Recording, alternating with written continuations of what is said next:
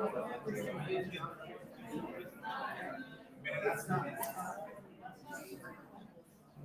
right, good afternoon, everybody. My name is Logan Demander. I work with Washoe Tribe, Protection Department. We're going to present today about the Resilience Garden. And I'm also work with the Washoe Tribe Environmental Protection Department.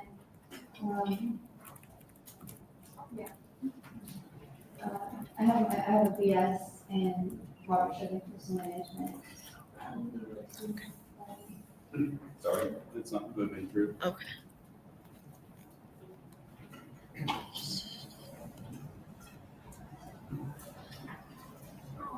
There's a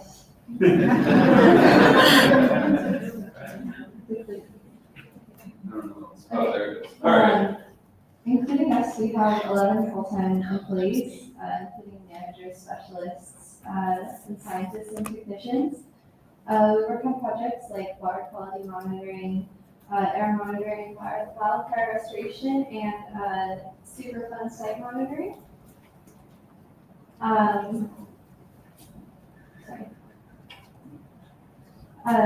The Washoe Tribe of Nevada and California are located on the east side of the Sierras, next to, and the heart of the Washoe homeland is Lake Tahoe. The Washoe Tribe has 4 communities: Carson, Stewart, and Russellville, and Woodbridge. The traditional lands were very vast and stretched all the way from Honey Lake down to Mono Lakes.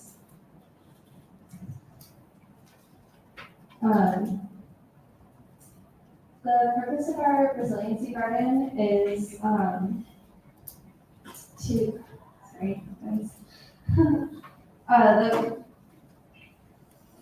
purpose of our resiliency garden is, our resiliency garden is utilized by the tribe to actively restore homelands in our that have been burned in recent fires. It's meant to be a model for cultural and environmental stewardship, where we can restore our traditional food sources. We actively participate with our youth, involving kids in outplanting of sage and pinyon pines in their own homelands.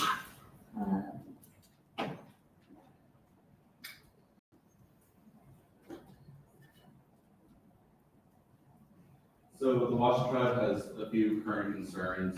Obviously, the wildfire regime that's been happening in our homelands for the last 2 decades has been quite a big impact. We also have seen a giant loss in pinyon jay, which is the primary seed disperser for pinyon pine seeds in the mountain range and across the Great Basin.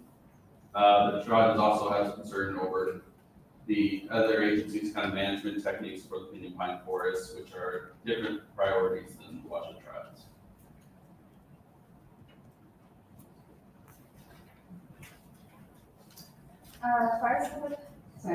Fires have become more extreme in the past decade due to increased fuel loads and climate change, leading to longer droughts, and also invasive plant species like grasses.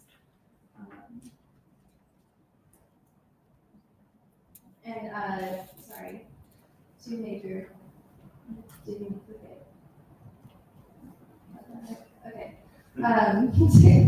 Two major fires that have affected the Pinyon mountain range are the Numbers fire that happened in 2020 and the Tamarack fire that happened in 2021. Around 18,000 acres of Washoe Tribe allotment lands were burned, and a lot of houses and structures were threatened and burned in those fires.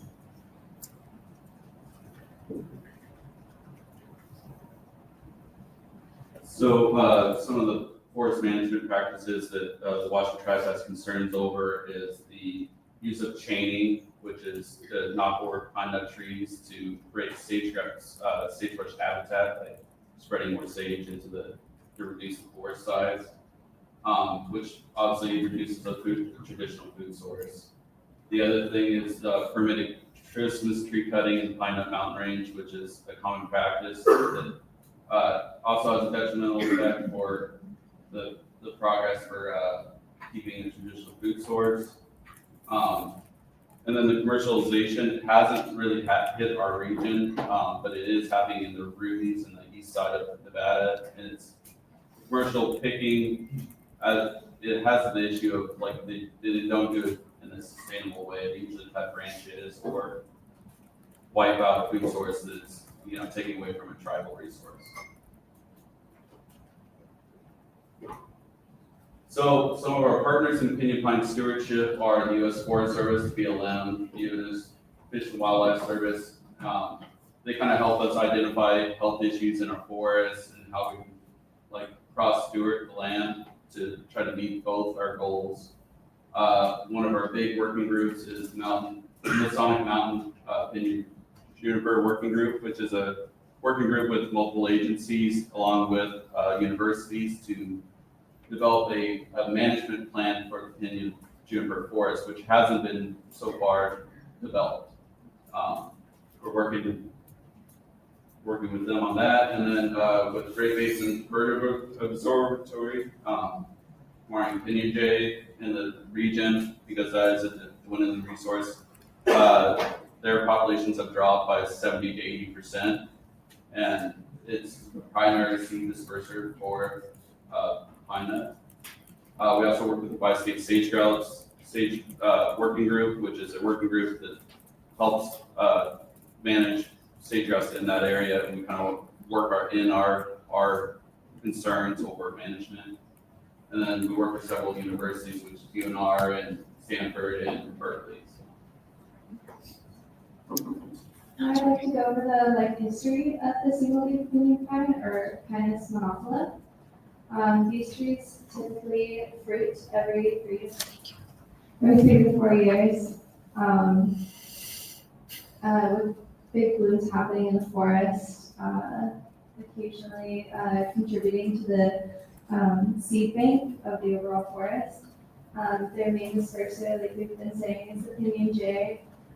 They hide stashes of seeds under sage brush and rocks, and they forget about them over winter. And those that are forgotten sprout and become seedlings. These seedlings need that wintering period in order to produce a root.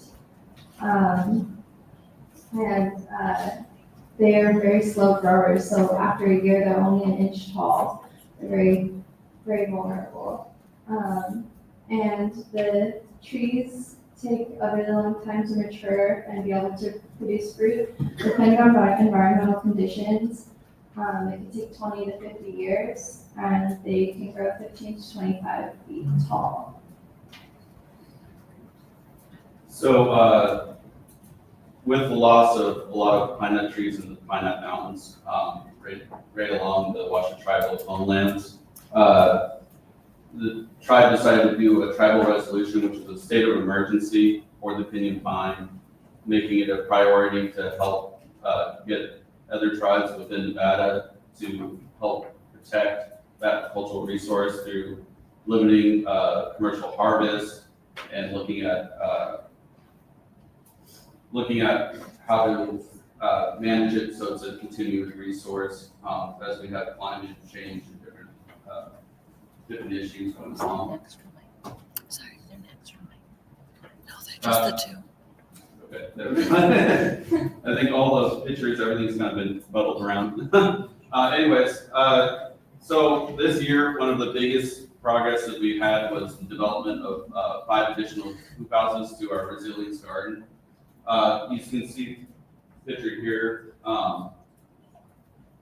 We had our original Resilience propagation greenhouse, which is a full functioning greenhouse. It has active cooling, electricity, water. We're currently, our new greenhouses that we just got done, our hoop houses are passively cooled with side venting. We're working on water development to add to them to make them more functioning. So these are our 5 additional hoop houses. The original funding for the original greenhouse came from a tribal wildlife grant. It was about a $200,000 grant. Funded the original construction of the propagation greenhouse along with electrical hookups and the and supplies and pots and everything to get it started. Our most recent grant that we use is the National Forest Foundation funded us for a $265,000 grant to build these 5 additional hoop houses. Wow, that's blown out. So here's some photos of the construction as it's going along. Really can't tell what's going on here, but. What our PowerPoint really looks like. So we originally started with the first propagation greenhouse. We realized we had flooding issues. It's a low-lying area right next to a creek. So to start the construction of our 5 additional hoop houses, we raised the ground by 2 feet. That just to mitigate flooding and to make it actively drain off. Then through the building of the foundation was basically moving in 40 cubic yards of concrete, which is basically 4 full concrete trucks worth of concrete to support it. And that's mainly to mitigate wind. It's a high wind load area. These hoop houses act as a wing when they're opened up, especially with side venting. So they can actively blow up if they get too much of a wind load. The framing on them was a 4-foot spacing. That's for snow in our area. It's a high snow area because we're just right over the Sierras. They're 24 by 48 feet, they're much larger than the original greenhouse. And then we're using a roof plastic that's 50% shade. And that's because these seedlings, like we mentioned before, they exist under sagebrush where they propagate, and we're trying to simulate that for the seedlings. I don't know if this will play, but we've got a video.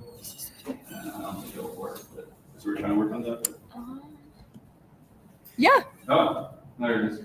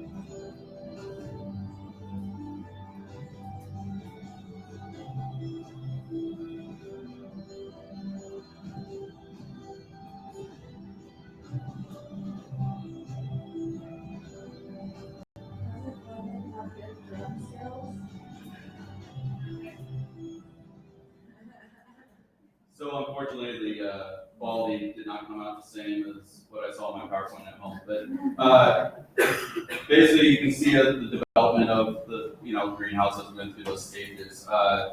You can see right there is actually the Indian Creek comes down right beside it. Also the flooding hazard, and then right beside that is the Carson River that flows through the valley. So it's 2 areas that are potential flood hazards for the build location. That's along the Dresslerville colony just below them.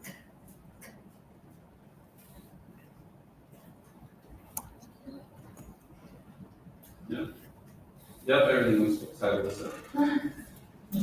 So I'll talk about some of the operational duties we have on day to day is hand watering up to 75,000 seedlings. That's when we have all greenhouses running. We're going to be mainly focused on pinyon pine as a traditional food source, along with sagebrush and other traditional plants that we have added back into the environment where we've lost during the wildfires. We have, moving racks, filling pots of soil, keeping track of dead seedlings, which the pinyon pine is one of the tougher species to grow, and it has a low success rate. it's mostly dependent because it's water. It's wants water, but also doesn't want too much water. It wants certain soils. It has a very long taproot. We have especially pods that are about 14 inches long, and they still seem to poke out the bottom. So, you know, it's a lot of keeping track of, you know, seedlings, keeping logs on that.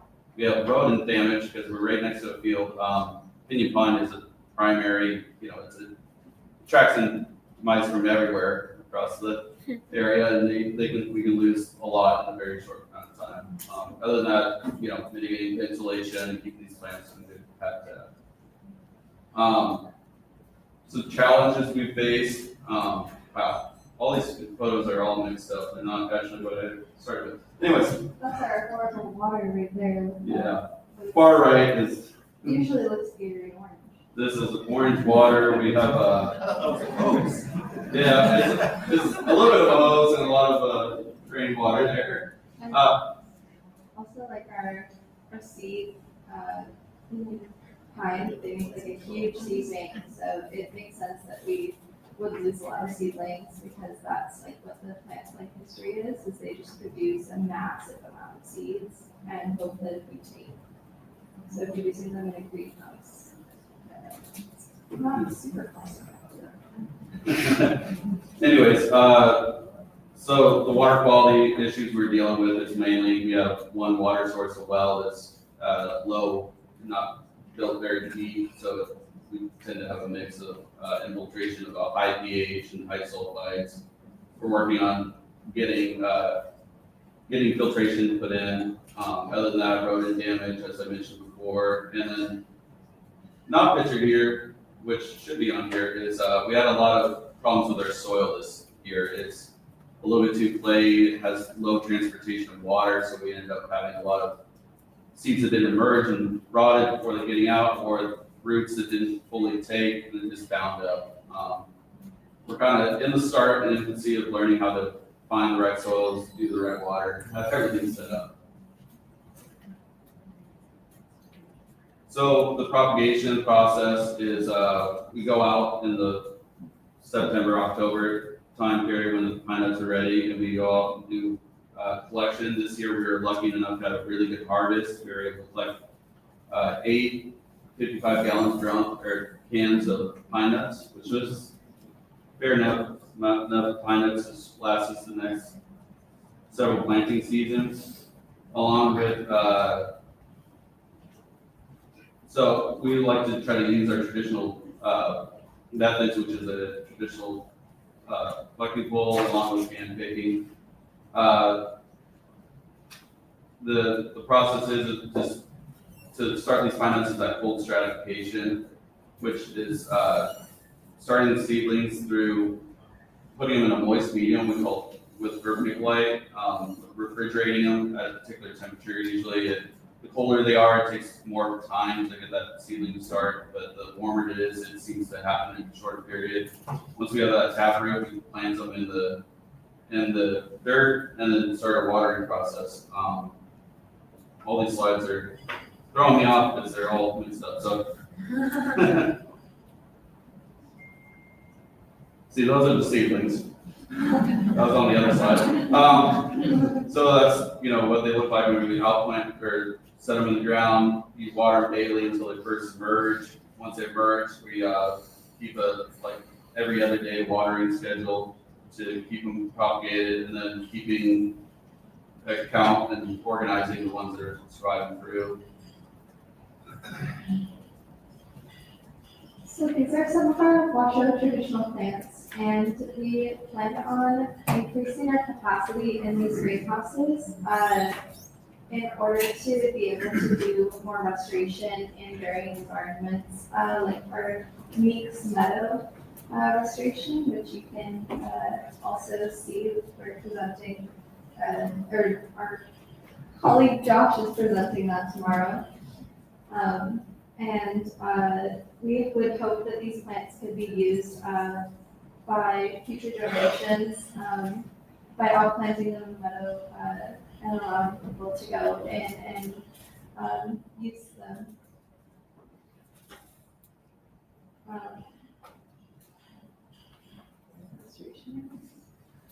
All right, so talk about a little about the outplanting of the pinyon pine, the sagebrush, and the plants we produce. We have the environmental. We began with 7 restoration islands, mainly in the Numbers and Tamarack fire, which are the largest burn scars in the Pine Nut Mountain range. Most of these restoration islands are 80 acres or less.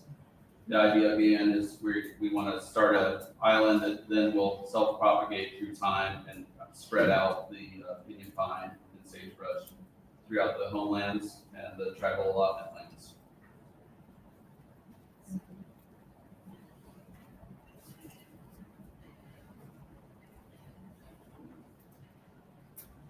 That map's gone. So we have a map of the Numbers fire. That's where we started planting. That was in the it's in the central part of the Pine Nut Range. We ended up being able to plant, in this white space here. Yeah, you can see she's holding it up. So we ended up starting planting. We've mostly it's sagebrush. We've been able to put out and a small amount of pinyon pine. We're seeing limited success. It's very dry. It's a lot of invasive cheatgrass, and we're working on finding the right time period and making it all work. So here is the photo that did come through. This is our planned planting site this year. This is near the Leviathan Mine in the Carson River, just south of the Pine Nut Range. And we're looking to plant this one this year. We've got 1,400 seedlings of pinyon pine that we're putting out, along with 10,000 sagebrush. And we're hoping to get that done here at the beginning of November as our big plant out. We'll be involving like community and youth in that as well. Yeah. And anyways, that's what we have here. I know a lot of our slides got mixed up with our PowerPoint did not work out the way we planned, and missed some steps there. Anyways, we're excited for our coming season here, to get it out planted, to get started with these new greenhouses. Does anyone have any questions? There you go. I live in Nevada, so I'm really thankful to hear about everything James was working on here. I wanted to first ask if there's a way to volunteer for this upcoming project in November. For this upcoming outplanting, we have a little bit of volunteers that we're going to do. We mostly going to do community outreach along with a forest contractor, Cal Reforestation. So. I'll try to email you then. But you can help us with planting if you want. Perfect.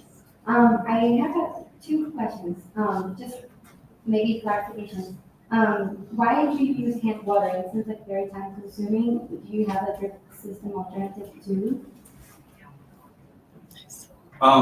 We're looking at actually upgrading the water system. We've got the greenhouses in place. We're still kind of upgrading everything.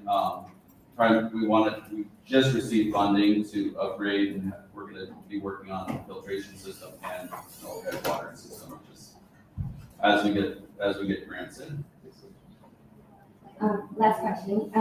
Do you practice composting close or at the greenhouse, or if so, or if not, do you have interest in partnering with local composting facilities for that?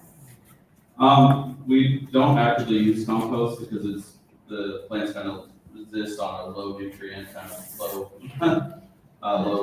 quality soil, but we've looked at trying to do some composting, so it'd be nice to reach out with you.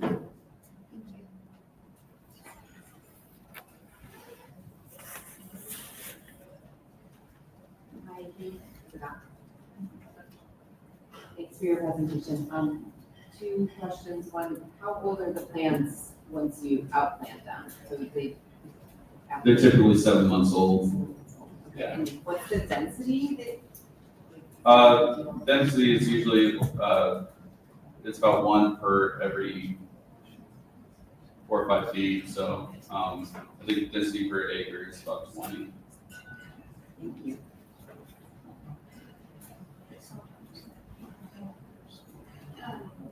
out kit, do you put cages around seedlings?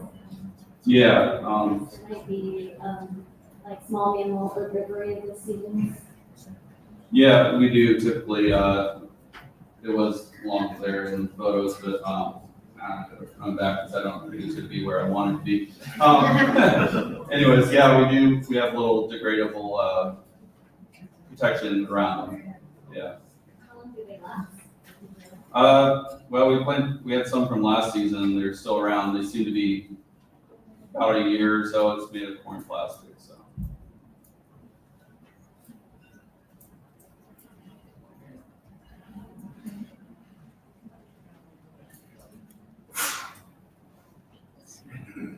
Thank you. It was a really great presentation, and I'm excited about the application of doing a resilient garden and showing a demonstration project of climate resiliency and climate impacts, especially from fires. It's very inspiring to see what you created. I'm wondering, to help with survival rates after the plants are out planted for watering and scarcity of water. And how do you guys increase the survival rates, and how do you maintain the population of the seedlings you created? Yeah, good question. So these restoration islands are mainly focused on northern slopes, northern exposures. We're also trying to push the timing of when we outplant them, hopefully to be within the October, November timeframe when we're going to get active rain and filtration. But the past season we planted them too early and had to get out there and actively water them, which, as you imagine, is time consuming. I think it's partially water. It's also like just they have a hard time establishing. They're kind of a species that requires a mass amount of output and a low survival rate.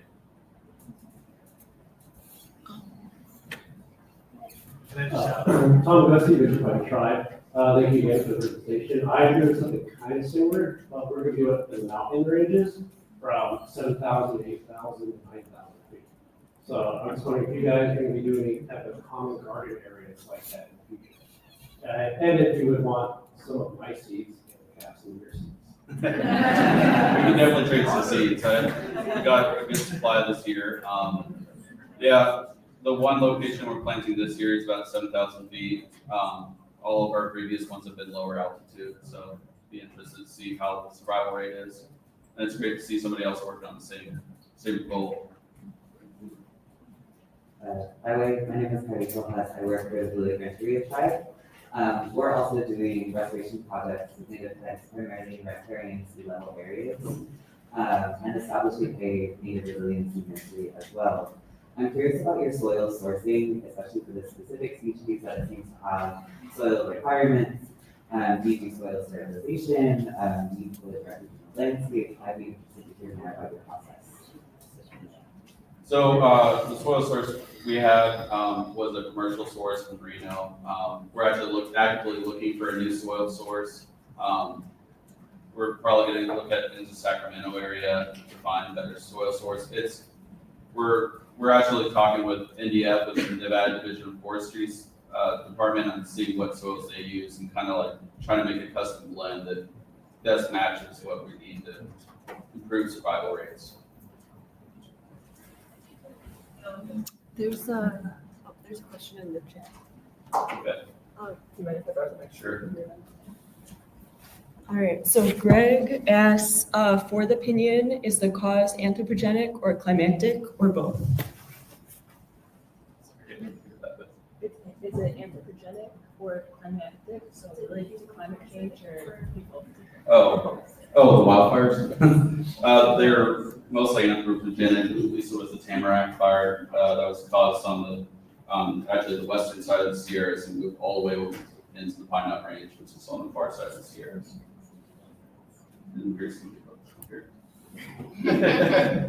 I would say it's, has to do a lot with the cheatgrass. Sagebrush will naturally spread itself out so that fires can't hop between them, and that's cheatgrass is what it's called. It like splits in between there, and the fire can jump more easily, and it spreads really, really fast. If anybody's ever done like forest fire stuff, grasses are extremely hot, extremely fast.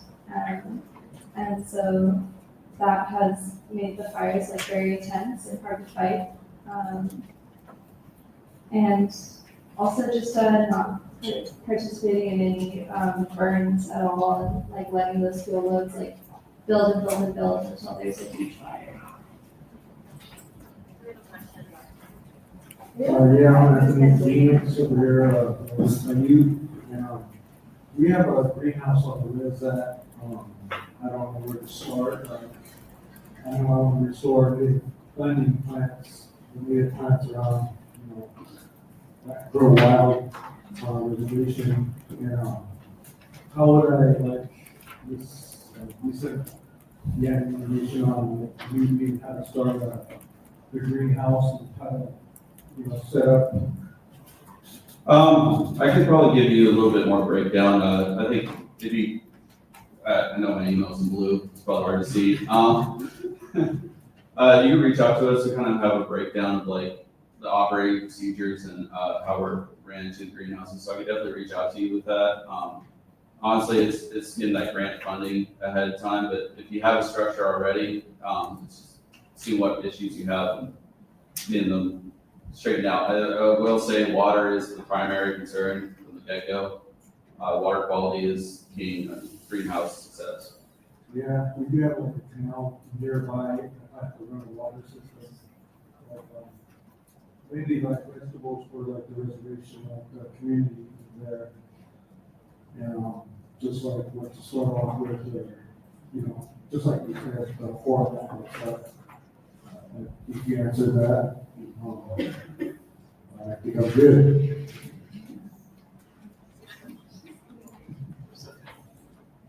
I had a question. So you mentioned that you have collected so much seed that, you won't need to for several more seasons. And so I was just wondering how you decide how much seed to take for your restoration projects versus leave it for the community versus leave it for the animals, and if you're projecting out fluctuation season to season.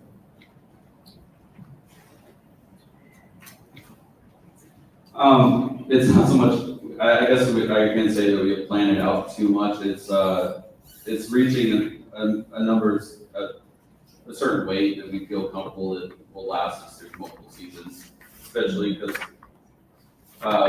it takes every 3 to 4 years to have a good crop. It can vary from year to year. So basically, we try to do it in an ecological good, in a good way, the traditional way that's not going to mitigate the resource real heavily, along with leaving access for the community to get to these locations. Most of the locations we choose are a little bit more remote from the normal picking spots.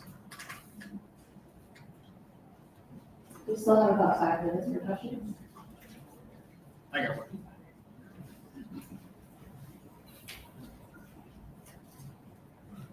Thank you. Joe Werder, Keep Identity and as well. My question is in regards to your hoop houses. Couple, one, how much do these guys cost? Where do you get them from? And then two, what's your experience with the wind in those hoop houses? We live in an area where we get like 60, 70 mile an hour winds. So these hoop houses were built by Thriving Roots, which is a local company in out of Silver City, Nevada. They're a prefabricated design, and it's based on the brand. But they took the project for all 5 of those was $265K. So it's a large investment. Unit cost, I don't have a good breakdown on that right now, but if you reach out to me, I can definitely give you a better breakdown of that. And that 265 covered the materials, the labor, the raising the floor, all that stuff. Okay. So, and yeah, the high wind loads, we've dealt with issues. It's mostly, just it's how much concrete's in the foundation is really going to determine how strong these structures are.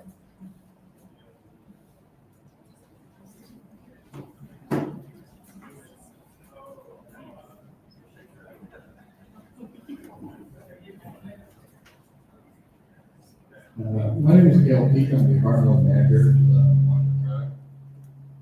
If I could, share a little bit of, working on a price about the cost breakdown. So our hoop houses were purchased under a National Forest Foundation grant, which Logan mentioned was $265,000 total. So the amount of hoop houses, we originally wanted to go with 6, but we decided to go with 5. After speaking with Logan, trying to see what meets our needs. So with 6, it was a little bit less, but we didn't have enough shade, things like that. And that's why I mentioned too that this is a pilot project for us. So this is only really our second to third year doing this. So we're by no means experts. So like I said, we want to reach out to collaborations with other tribes, things like that, try to get things like that. So the total price spent on the 5 hoop houses that we have, which include shade, passive ventilation, I believe it was around $86,000 for all 5. And the 265 included things like the concrete, all those things that put it in, preventative maintenance, things like that, yeah. And I also wanted to touch, someone brought up composting. So we also had some, a former staff member start some composting. It's kind of been an off and off thing for the tribe. So we're definitely looking at composting for other plants. Right next to our hoop houses, we have a community garden that's for the addressable community, which is our largest. So the same things, we want to help them out too. So one thing we're looking at with other grant funders, how can we help the community out to help grow their own community plants to eat? So that's one thing we're looking at. So composting is a good way for them to help get started. And another thing I wanted to bring up was the utilizing, leveraging different grant funds. So Larry here, I want to give Larry a shout out. He's our project manager for our 106 and 319. So we were able to purchase restoration plants for under our 319 base grant to help plant out in the town and burn. So I want to give Larry a shout out for that, helping assist us with that work. You'll hear from Joshua Alessi, he's our other environmental specialist. He guys attend the Beach Meadow presentation tomorrow. But another reason for the hoop houses is that we plan to grow cultural significant plants in those hoop houses for Beach Meadow. So we'll grow plants. We also have seed jakes that we're also going to put in Beach Meadow. One more question. I don't know how fast this will be to answer, but if there's any larger forces or factors, like regulations or cultural practices around fire or like other factors that are going to be important to the success of these Pinyon restorations, could you speak to any of those things, or like broader issues that others can support, agencies can support? We're currently getting some funding to finish the water filtration and improve the greenhouse operation. The outplanting, it definitely could use more funding to be able to hit goals with these restoration islands. These all require special approval, EPA, CEQAs, and so I guess it's the largest citizen, right? Sorry, what else we can reach out with. We're doing a program that we're starting to do. It's called Treks, and it's cultural fire, but we're not doing it in the pine nut lands as of yet. I guess we're just crossing our fingers and hoping the more fires that hit that region, it wouldn't be within our capacity to do work out there just because the fuel loads are so intense. But yeah, we are starting to get into fire, and it's been used by the Washoe Tribe for a really long time. And their removal is the main reason that the fuel loads have gotten so big in the first place.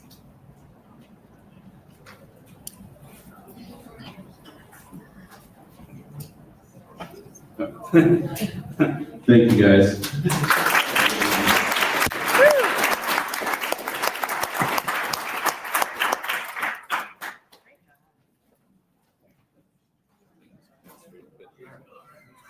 No, I mean, you guys are great. I got distracted because every slide was like all. Yeah, your photos were so Like it just totally changed it. Yeah. Hey, at least